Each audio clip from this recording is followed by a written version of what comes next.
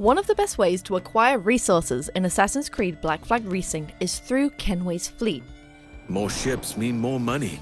This is a minigame within the adventure that has you amassing stolen ships, then sending them on errands on your behalf. There are quite a few moving parts to the Sims City-like aspect of the game, so if you're wondering where to start, this is the guide for you.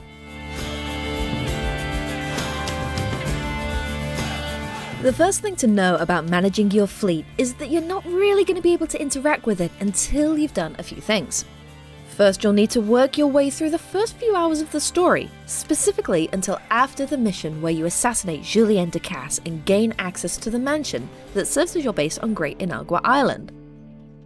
Second, before you can actually start sending ships on missions, you'll need to storm at least one of the forts found in the world. Each region of the map has one fort marked in red, each of which is heavily guarded, so you'll need to come prepared with lots of cannons to take on these strongholds. After you've taken down the fort in an area, it'll clear the fog of war in that region and unlock missions for you to complete for the Kenway's fleet minigame. Which leads us to the last bit you'll need to do before you can actually start missions: acquire ships in addition to the Jackdaw. Now, once you've unlocked access to Kenway's fleet, you'll start to see an option to add enemy ships you've boarded and bested to your fleet. This will slot them in one of the available berths you've got. Once you've done all of these things, you can finally actually engage with the world map found in your mansion or in the cabin of the Jackdaw. Here, you'll find missions available to send your ships on for each of the regions where you've destroyed the fort.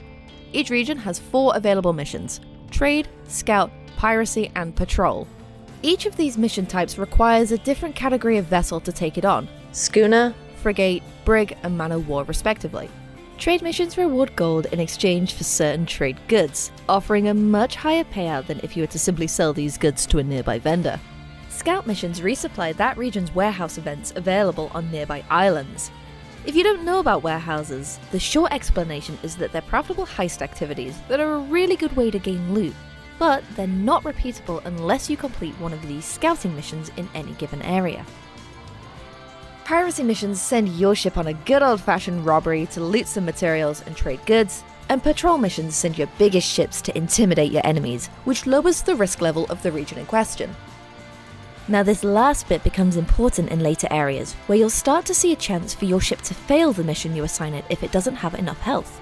The risk level of a region goes up by completing missions in the area, and the higher it gets, the more damage your ships will take when completing missions. If your ship's health isn't high enough, it might get destroyed and never come home. When this happens, the ship is gone for good. I mean, you can just go out and find another one, but it's still kinda sad. It's a good idea to try and keep a good diversity of the types of ships you have available, since each of them serves a valuable purpose. Now, that said, you might not care about certain activities like warehouse heists, and if that's the case, feel free to just not keep any frigates in your berths. If your roster starts to get full, you can add more by upgrading your mansion on Great Inagua, building the campfire upgrade down on the beach, or by purchasing 2 more slots directly from the Kenway's fleet menu itself, for a maximum of 10 berths. You can also scrap existing ships on your roster to make way for new ones, though you should know that doing so isn't as profitable as you might think.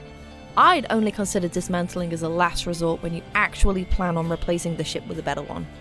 As you progress through the game, you'll be able to take on more daunting forts, which will give you access to more challenging missions to send your fleet on. It's at this point you're actually going to have to start considering the quality of the ships you recruit, paying mind to the star rating of vessels before you decide to board them and add them to your collection.